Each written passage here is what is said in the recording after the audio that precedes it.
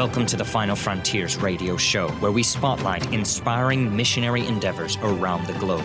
Stay tuned to hear how you can personally get involved, helping the Lord's frontline soldiers effectively advance the gospel where it has never been preached before. In this episode, we'll be talking about the recent gospel saturation accomplished through the Reach the Yine Project. We'll be discussing this past summer's visionary trips and the new Bible Institute in Honduras, as well as an upcoming trip to India and how to purchase the full Screening Room series on DVD. We'll also be introducing the Great Commission Fund, and we'll have a question and answer session asking how important are donors and supporters to the ministry. You're listening to the Final Frontiers radio show. I'm Daniel Nelms, here today with Jon Nelms, Michael Horn, and Josh Martin. This is our August 2019 episode. We hope you enjoy it. So not that long ago, we were in Peru. I was in Peru, and I was there with Jason Dover. He met up after I flew all the way in. We said we were going to talk about the culmination of the Yine Project just a little bit. And so trying to think back to that was a rushed experience. It was really a few days that we had to get that project done and see what had happened. But I hope that people out there have seen the video. The video is absolutely beautiful. If you haven't seen it yet, either watch it when you're done listening to this podcast or go ahead and pause the podcast. Right, just pause right now and go see it. Yeah, and then go watch it and then come back so you know what we're talking about. But make sure you finish what we're talking about here. If you promise to come back after you're done, then we give you permission to go ahead and do that, okay?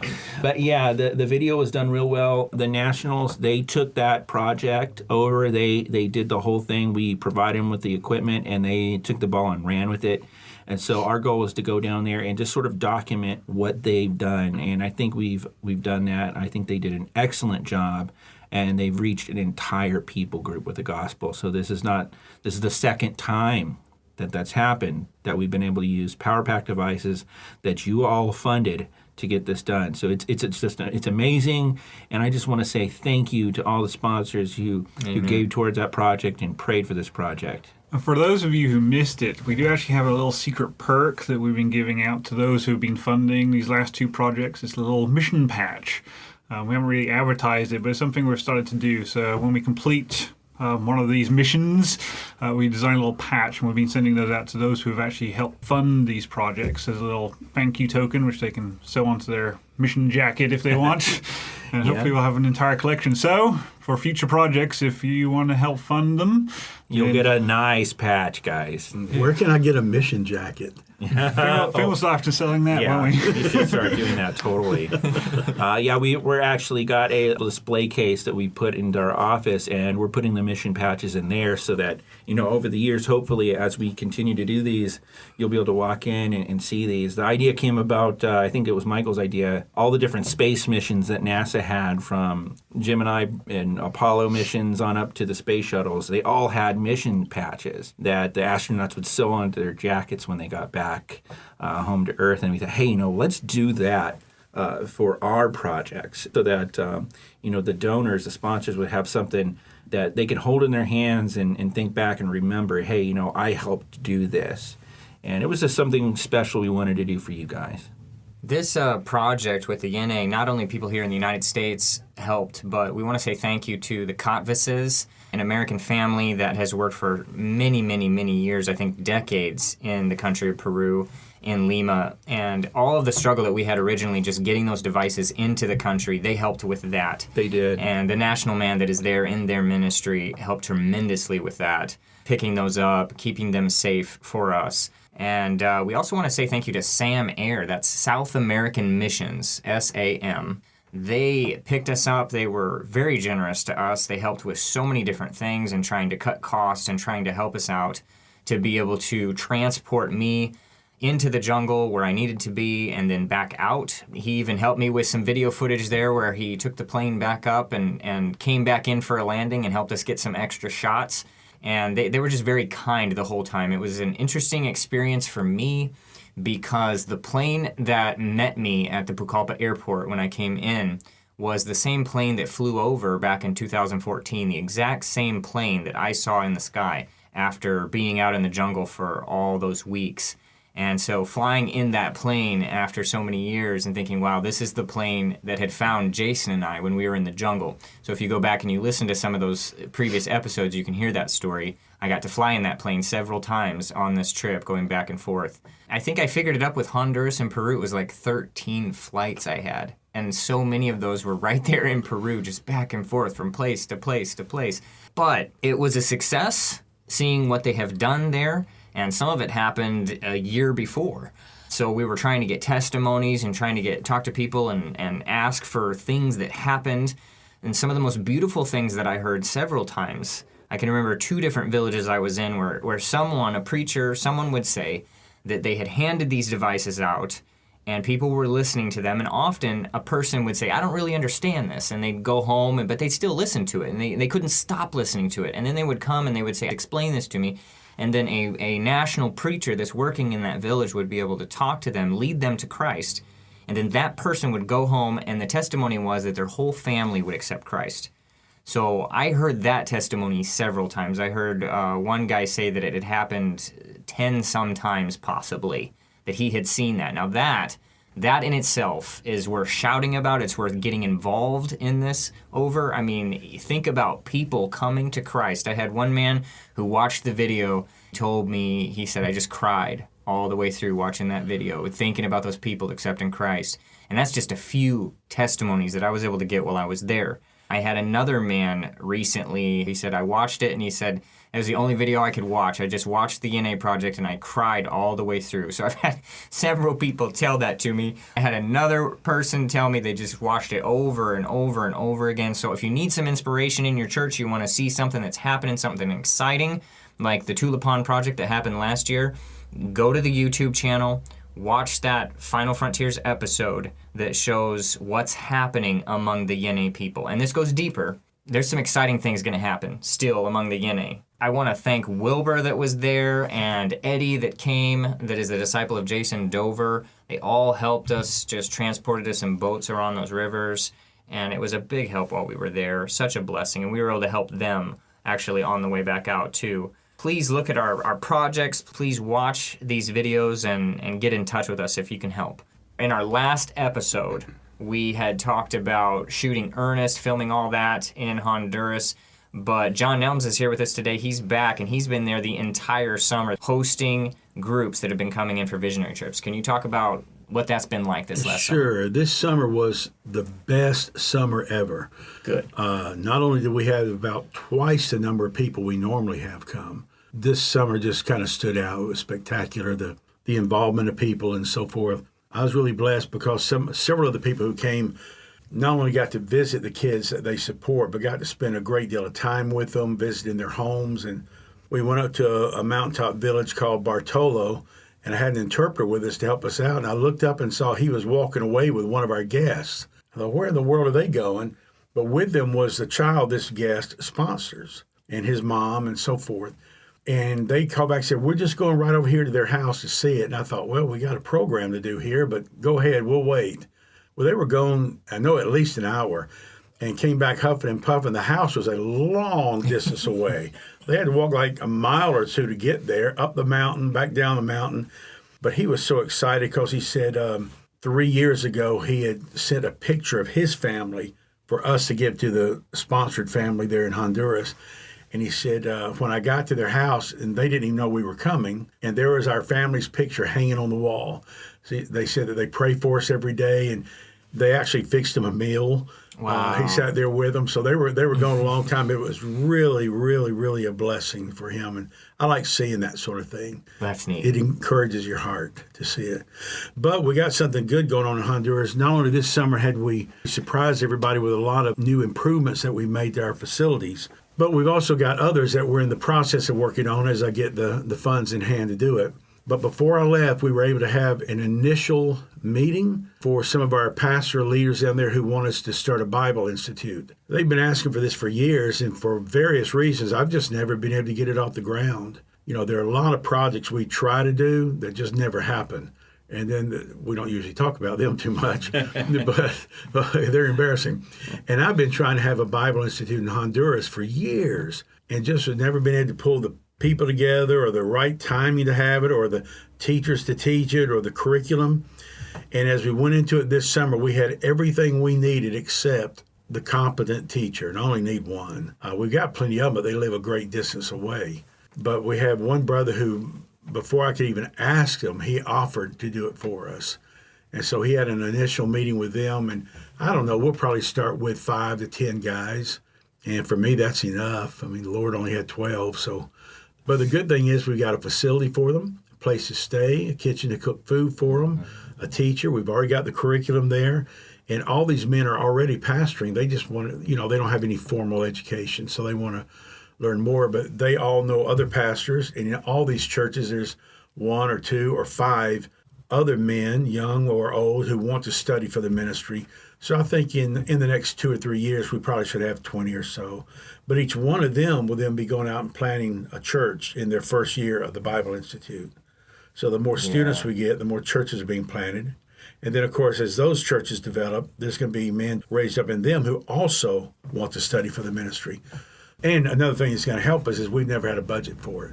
But several of the pastors who were there this summer told me that they would give. And I believe Michael told me that we have right now a commitment of about $800 or so a month for the Bible Institute. And that's what I need to be able to provide transportation for the teacher, gasoline, a little stipend for him to teach, and buy the food for the guys, pay the utility bills when they're there. We'll need more than that as the numbers grow, but for right now, we can get started. So sometime in the middle of September, I forget the date, but starting in the middle of September.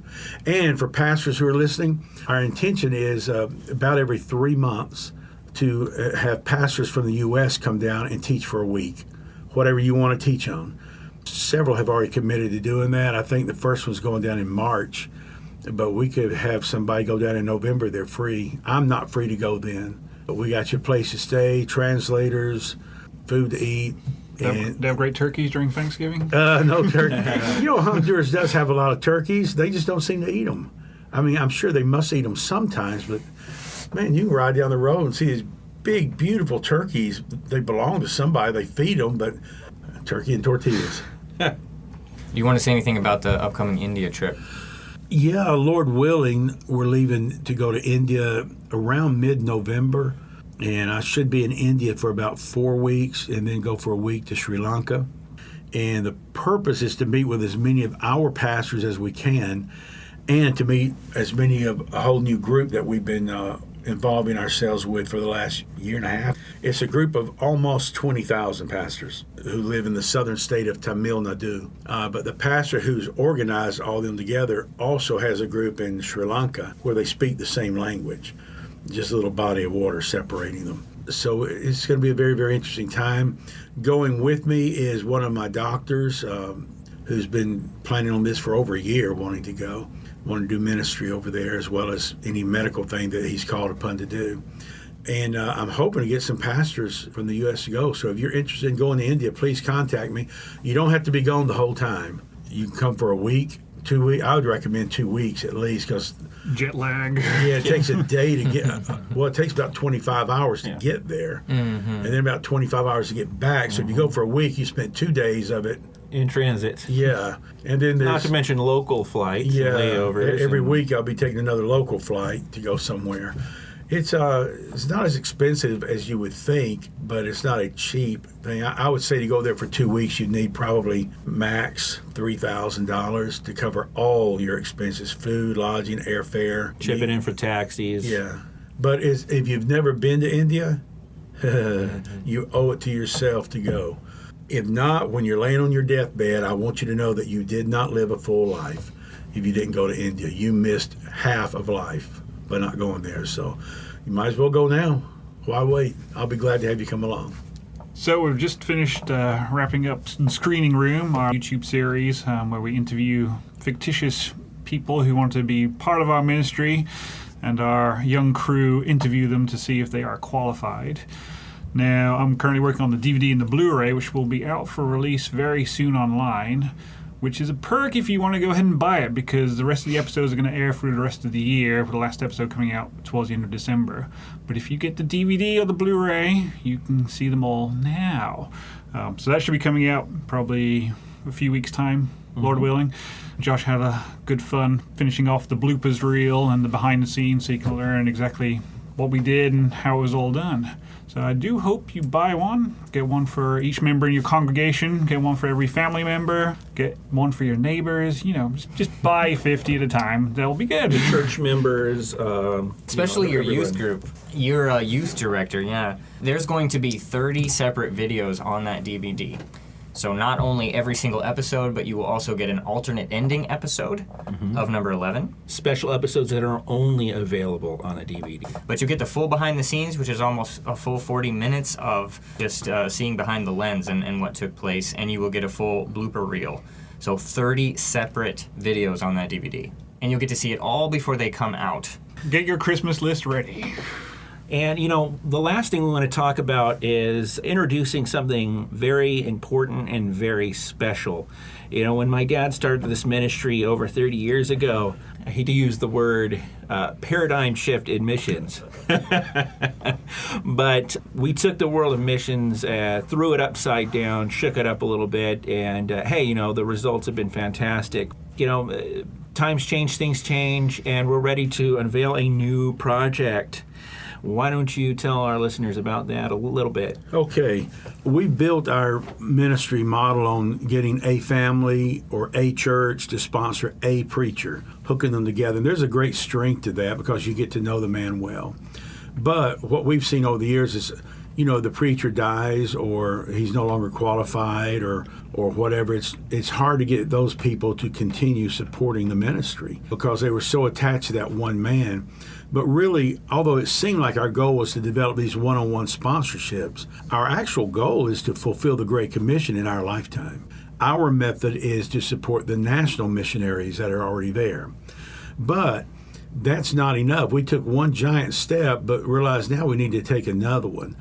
And that is not to limit the fulfillment of the Great Commission by requiring there to be one sponsor for one preacher. In other words, what about all the preachers out there? And somebody asked me last weekend, how many national preachers do you think there are in the world? And my immediate answer was minimum 1 million. Easily 1 million. I'd be surprised if there's not 1 million of them in India. But that doesn't mean they all believe exactly like we do. And that's why we've developed some training materials for them and that sort of thing. But where in the world am I going to find 1 million families to support 1 million preachers? And then what happens when they lose their job or they die or whatever? Now I got to go out and find somebody else to sponsor the same preacher. What about the new preachers that are being developed by the existing preachers? They're Timothys. In other words, it's impossible for us to ever do it all. And so what we've done is we've taken some of our programs like our Unsupported Preacher Fund, and we're putting those funds together, and we're creating something that we call the Great Commission Fund. Well, all believers believe in the Great Commission. You want to do your part to fulfill it, but most of us live here in the States and we don't see ourselves traveling abroad. Maybe we can't afford $50 a month to support a preacher, but everybody can afford something. And so the fund is created so that whether you want to give $100 a month or $10 a month or whatever, it goes into the fund, and from that we're able to support preachers who do not have a sponsor. And we see this working so well that I expect in the future we'll want to shift to that. Now, let me say, It's already working. yeah, it works well. But if you have a specific preacher you are supporting, we're not going to stop that. You can keep supporting him from now till he dies or you die. But what we're doing is giving an opportunity for others to be able to support preachers. Now, in our current program, you support a man, you get a report from him every 3 months. Some of those are good and some aren't. Depends on his ability to write and communicate. But in this program, we're going to send those who give to it, extended report, you might say, on a different preacher every month. So 1 month you'll get a report from a guy in India, the next month Africa, the next month maybe Ukraine, the next month Guatemala. And every month of the year you'll hear from a different preacher who's being benefited by your support. Now, it's not going to be just a 1 or 2 page report. It's going to be pictures, biography, stories, more than you're probably going to want to read, but it's going to be there for you. And we're searching for interesting stories that you can read to your kids or use to teach to your teenagers or read at your pulpit in the church. So be preparing or expecting to hear more about our Great Commission Fund. because I think this is what's going to propel us into the future. And may I say, if it propels us, it's going to propel every other ministry, because what we do, they copy, and praise God they do. The more people doing this, the better. I mean, why support just one preacher when you could support 1,000, Exactly. 10,000, 20,000? Yeah, now if you want to say, yeah, but I want to know that he's getting my money. Okay, great. We'll hook you up with a guy. But We want to reach the world Yeah. in the most efficient means possible. and as fast as possible. as fast as possible. And I don't know of another way. I mean, of course, you got TV, radio, but that's like that's tool. the shock and awe of the military. That's taking place in the atmosphere. We need foot soldiers on the ground, and we can saturate an area with like what Josh did with the Yine. Okay, they took in the audio Bibles. Donors gave to buy an audio Bible for every Yine family. Donors gave to ship them to Peru. Yeah. Donors gave to get them out to the jungle so they could be distributed. But if we didn't have the preachers on hand, they would just rot in the jungle. Exactly. And right now, what we're having to do is depend on the 4 or the 3 or the 14 preachers we have on hand, because those are the ones sponsored. But what about the hundreds of others that are there that could help us who aren't sponsored? Yeah. Well, with the Great Commission Fund, they will be. Even if it's just sponsoring them for that one project to go into the jungle, here's your food, here's a pair of shoes you're going to need, whatever the case may be. If it's just sponsored, like we just bought motorcycles. Yeah. For guys in Africa, we got to say who will give us $1,350 to buy one motorcycle, and we wait for that to come in. With the Great Commission Fund, we say how much is available in the fund right now. Oh, $15,000. Well, let's buy 13 of them then. Mm-hmm. Now you got 13 preachers who've proven themselves already on foot, planting churches as far as they can walk. Now you give them a motorcycle where in 1 hour they can travel further than they could have traveled in one day on foot. Yeah. Another example, we get an email from a director saying one of my preachers in this group just had a heart attack. They're in the hospital. They need an operation, but they won't operate until the hospital is paid, which is a very common practice in the third world. Well, right now we have to stop and say, well, we don't have any money. All of our money is spoken for, every cent. So we have to try and make contact with the donor, which is sometimes nearly impossible. I mean, I don't know about you, but I get calls every day that are spam, that are automated calls telling me I won some prize or Yeah, I just won the Publishers Clearinghouse just this morning. Just this morning. I got a That's call from amazing, Jamaica isn't it? telling me that. And so people don't answer their phones anymore. A lot of times they don't even read their email. And so it's next to impossible to make contact with a donor. That's not to say whether the donor can actually afford a couple of $100s to help pay the hospital bill. And as a result, what happens? 3 days pass, 4 days, a week, and the pastor's dead. We didn't have the money to help him, and we couldn't make contact with a sponsor. Well, having funds like this gives us the power to say, yeah, we have the funds available. They're not restricted. So, yeah, let's send that $300 today via Western Union so that that pastor can go ahead and get an operation. Yeah, it's the most important fund I think that we'll ever have. And there again, it goes back to the donors. We can create a fund, and the need's obviously there, but if we don't have people giving to it, it's just another idea. In protected jungles around the world, there are still over 140 isolated tribes that have remained completely uncontacted. Who will reach them first? Loggers and oil men with their guns, or peaceful ambassadors of Jesus Christ bearing the good news of salvation? These last remaining dark territories on Earth are extremely difficult to penetrate. If you're interested in partnering with us to help fund these expeditions, visit us at findthefrontiers.world.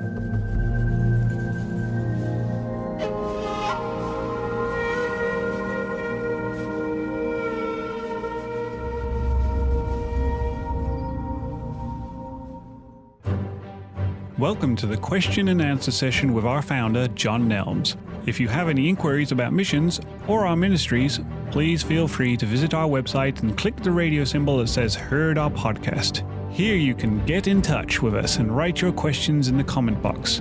We hope to hear from you soon.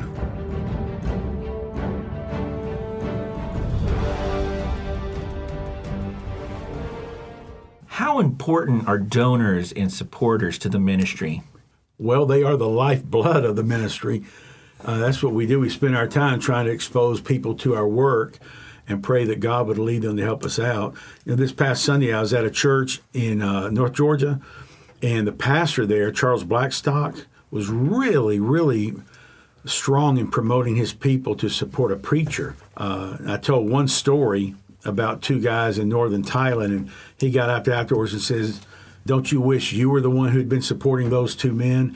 And you know what? He got it. That's what I always hope that people get when we tell these stories about the work the guys are doing, that they'll say, "Man, I want to support one because I want rewards in heaven. I don't need them here. I mean, they're nice if you get something here, but big deal. It's going to fade away.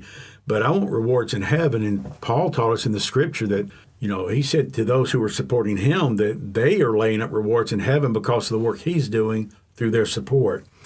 Well, people are always telling us what a great job you guys are doing, how important you are.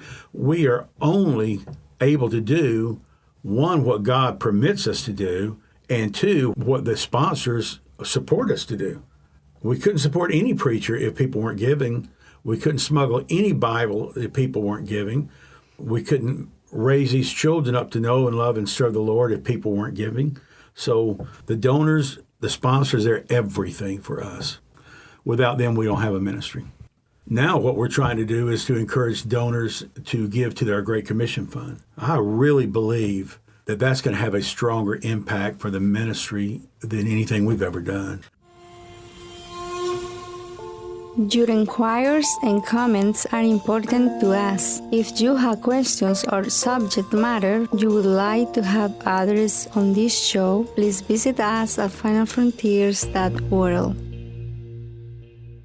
Social work is not missions, but a wise missionary will use these to give greater exposure to the gospel, allowing the lost to see our good works and glorify our Father. Some fear that giving away Band-Aids and porridge will eventually snuff out the preaching of the gospel. They are right in many cases, but they don't have to be. Just because some people put the cart before the horse doesn't mean everyone has to or will. Jesus frequently healed and fed the needy and even raised Lazarus from the dead. Tabitha's testimony was that she clothed the widows. George Mueller cared for over 10,000 orphans in his lifetime. And William Carey started the first primary and girls' school in India, a Bible college, India's first degree-offering university, and he also started the first Bengali newspaper and the India Horticultural Society. He used every social opportunity possible in a meaningful way to spread the gospel throughout India. And in spite of all his massive social programs, he is still revered in India as a missionary. Missionaries see social work as a means of obeying Christ's command to feed the hungry, clothe the naked, and care for the widows and orphans. Such programs are not just social, but scriptural. Today, some of the best-known charities no longer preach the gospel. They failed in their calling because they chose to. We too can choose to fail or to remain faithful to our primary calling. Demas chose to forsake Paul, but of his entire entourage of more than 70 known disciples, only Demas made that decision. All the others remained faithful. And Paul never avoided ministry in cities because Demas chose their enticement over ministry hardships. Feeding a hungry family the bread they need to live can open their hearts to the acceptance of the bread of life. Giving a cup of water in Jesus' name will not only earn you a heavenly reward, but will also give the recipient a chance to hear how they can never thirst again. I'm Jon Nelms. To learn more about missions, order a copy of my book, The Great Omission, on our website at finalfrontiers.world.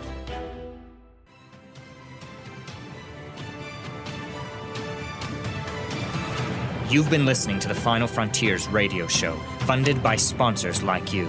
Thank you so much for joining us. Through the funding of national and native preachers, we endeavor to effectively advance the gospel where it has never been preached before. If you want more information, visit www.finalfrontiers.world. That's finalfrontiers.world.